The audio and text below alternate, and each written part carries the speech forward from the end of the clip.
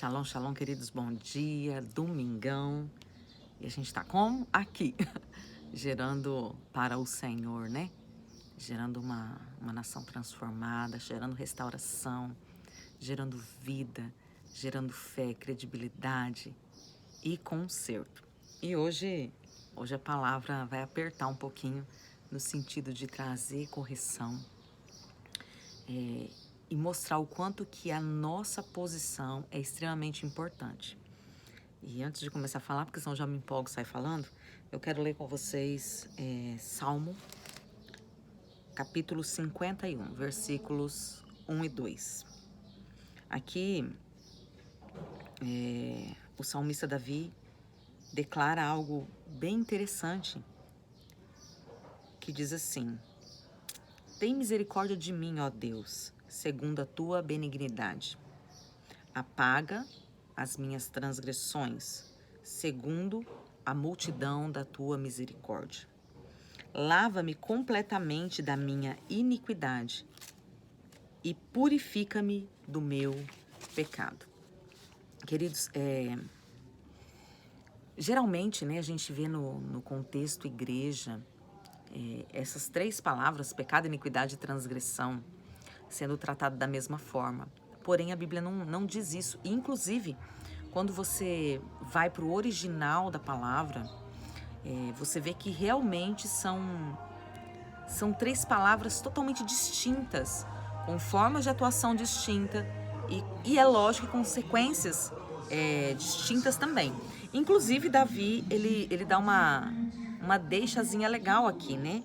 Porque se você olhar para a transgressão, ele pede para ser apagado, que a misericórdia do Senhor apague a transgressão. A iniquidade, ele pede para ser lavado, né? E daí, agora dentro do nosso contexto, só o sangue de Jesus para lavar a iniquidade. E o pecado, ele pede para que haja purificação.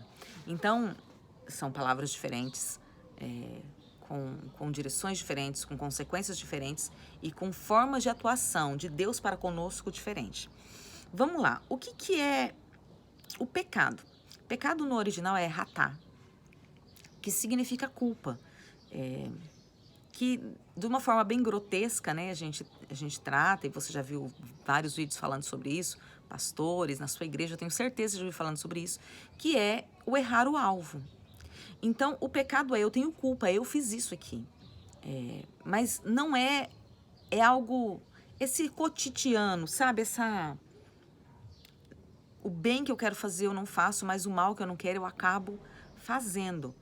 O pecado é isso, eu quis fazer o certo, é o coração com boa intenção, eu tive uma boa intenção, mas a minha boa intenção fez com que eu cometesse algo errado, fora dos princípios da palavra, né? O Senhor, por exemplo, o Senhor fala para nós agirmos com verdade.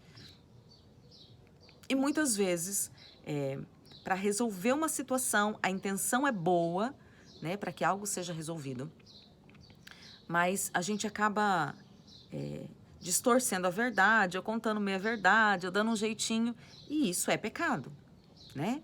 Porque a gente às vezes não quer ferir e tal, acaba amenizando uma situação que não deveria ser amenizado. Então isso é pecado. A intenção foi legal, mas a forma de atuação foi fora dos princípios de Deus. Ponto. Isso é pecado. E o pecado é muito individual, né? Eu cometi o pecado. É algo meu. O pecado, ele mancha a nação, sim. Ele mancha o corpo de Cristo, sim. Mas ele é algo mais raso, ele é algo mais superficial. Daí vem a transgressão. A palavra para transgressão é pecha. Transgressão, isso no hebraico, tá, queridos? Transgressão é rebelião. É um coração rebelde. Já não é mais algo que tem uma intenção boa, é eu não quero fazer. Ou eu faço do meu jeito, eu não... O que a Bíblia sabe da minha vida? Ou, vamos colocar para cristão, porque aqui é só cristão, amém? Ou, tá, isso aqui é coisa do passado. Ah, hoje o tempo é outro. Entende? E isso é rebelião, queridos. eu me posiciono propositalmente contra a palavra. A palavra está dizendo, não faça isso, mas eu quero fazer. É o desejo do meu coração. O desejo do meu coração é mau. Então já não é mais algo de superfície que raso, é algo profundo, vem do coração, é um coração rebelde. Eu quero fazer sim. Vamos lá. Quantas vezes a gente escutou coisas como pessoas que se posicionam, não, eu não vou perdoar. Por que você não vai perdoar? Porque eu não quero, porque olha o que me fizeram. Então, mas Deus fala que você tem que perdoar, mas eu não quero. Deus não está na minha pele. Deus não está sentindo a minha dor, entende? É um coração rebelde, é um coração que não se submete, é um coração orgulhoso, isso é transgressão. Mas daí, queridos, vem a iniquidade, que é Avon ou a sua raiz Avá, que é a distorção. E é aqui que eu quero entrar. Entra-se numa questão de que a gente está falando acerca do Brasil, a gente está falando acerca das ideologias que serão impostas sobre a nação, se A ganhar ou se B ganhar, amém? E isso depende da gente. Aborto. Sabe uma coisa que eu já escutei de várias bocas? O aborto já existe. Cristão, tá? Conhecedores da palavra. O aborto já existe. Ele já é real. Sabe qual é o problema? Quem tem condição, vai lá, vai para uma boa clínica, paga e aborta. Quem não tem é quem morre. Então, hoje, o aborto não é mais uma questão religiosa. Hoje, o aborto é uma questão de saúde pública. E para defender quem não tem, olha que visão bonitinha, né? Para cuidar de quem não tem condições e que vai abortar de qualquer jeito. Então, vamos estabelecer uma lei. Entende? O Senhor fala, não aborte. O Senhor fala, isso é sacrifício. Isso traz morte. Moloque se apodera. O tempo é roubado e muitas coisas vêm por aí por causa de um aborto. Maldição é estabelecida. Então, uma coisa, queridos, é eu distorcer a palavra e praticar a iniquidade na minha vida. Eu vou colher e eu vou plantar uma semente geracional, porque o Senhor visita a iniquidade, porque a iniquidade já não é nem mais superficial e nem vem do coração. A iniquidade, ele atua na genética.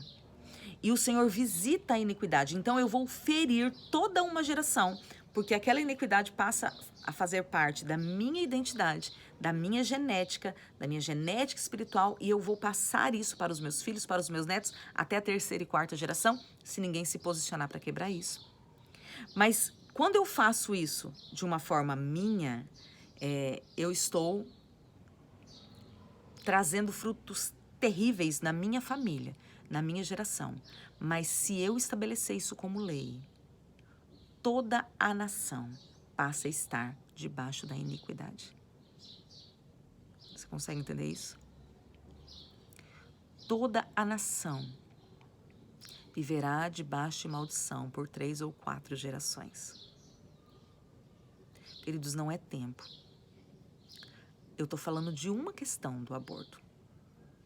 E eu estou trazendo para vocês uma questão espiritual acerca de pecado, transgressão e iniquidade. A iniquidade pode ser geracional, ou se eu estabelecer a iniquidade geracional como lei da nação, eu manchei toda a nação. Então não é tempo, queridos, de não nos posicionarmos. Não é tempo de olhar para o homem e falar assim, esse homem não me representa. Ele fala palavrão, ele não é cristão, ele é idólatra. E eu concordo com tudo isso. Mas não é tempo de eu brincar com a lei de Deus. Ontem nós falamos acerca de expulsar os gigantes da terra. Queridos, e hoje, uma das formas que o Senhor nos deu para expulsar o gigante da terra é o voto.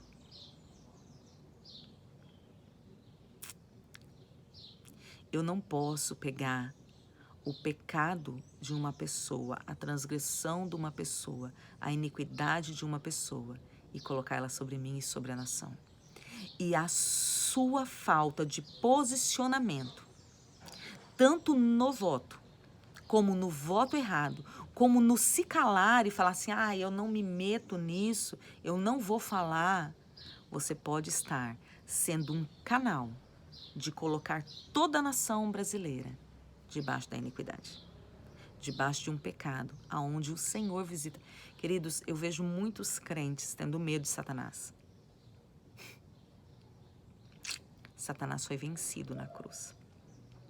Ainda que hoje ele opera, ele é vencido. Então, quando a igreja se posiciona, ele tem que retroceder, porque ele é vencido. Mas quando o Senhor, o Deus vivo, o Deus de justiça, ele se levanta contra um povo, não tem para onde pedir socorro. Então, se você ainda não se posicionou, ou se você conhece alguém que está em cima do muro, que é tempo de se posicionar. É tempo de se posicionar. É tempo de avançar. É tempo de expulsar os gigantes da terra. É tempo de se posicionar acerca da palavra de Deus. E, queridos, quem sabe, nesses próximos 4 anos, a gente não se posiciona. Se o seu coração, eu queria que fosse um cristão, então vamos nos posicionar para isso. Vamos colocar o que o Senhor tem para este tempo. Para que a gente tenha 4 anos de liberdade. E vamos orar. Senhor, nos envia alguém que tenha a mesma visão que a gente, mas que seja alguém de pulso, que seja alguém que não vai se vender, que seja alguém que não vai se corromper, que seja alguém posicionado, que seja alguém firme, um valente, um guerreiro do Senhor. Levanta um do nosso meio. O Senhor pode fazer isso. Mas agora, nesse momento, não tem esse, queridos. Então não é tempo de brincar. Em nome de Jesus. Hoje, nesse domingão, a gente está no 6º dia, né? Tô olhando aqui para ver qual dia que é. A gente está no 6º dia. O 6 na Bíblia fala que é acerca do número do homem. Natureza, o homem. Que nós, como homens naturais, venhamos nos posicionar como homens espirituais para estabelecer o governo do Pai, o governo do Messias na nossa terra, na nossa geração. Que o Senhor te abençoe, que o Senhor te guarde. Que você arranque hoje a mordaça dos seus lábios e se posicione para falar das verdades acerca do reino de Deus. E que você seja uma porta de estabelecimento do governo eterno sobre a nossa nação. Em nome de Jesus. Voltamos amanhã. Que hoje o Senhor te abençoe, para a honra e para a glória do nome dele, em nome de Jesus. Shalom, shalom, queridos.